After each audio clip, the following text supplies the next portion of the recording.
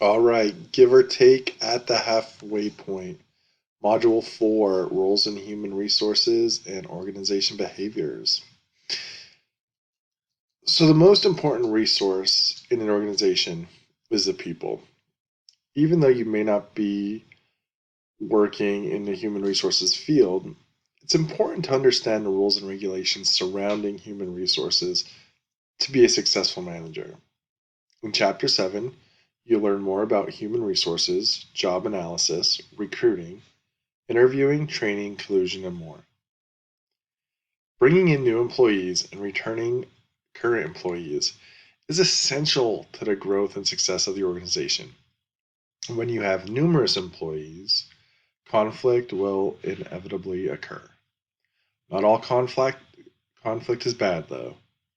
In Chapter 8, you'll learn about organizational behavior, personality, perception, attribution, frame of reference, power, conflict management, among some of the other topics.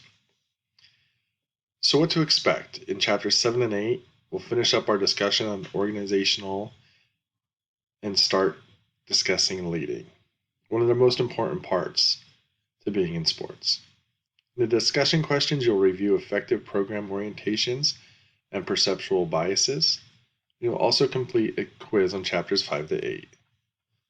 Course objectives in Module 4 are to explain 4 functions of management: planning, organizing, leading, and controlling, apply to various sport and recreational businesses, identify social responsibility initiatives throughout the industry, and demonstrate working knowledge of various relationship theories and their effective application in the sports industry.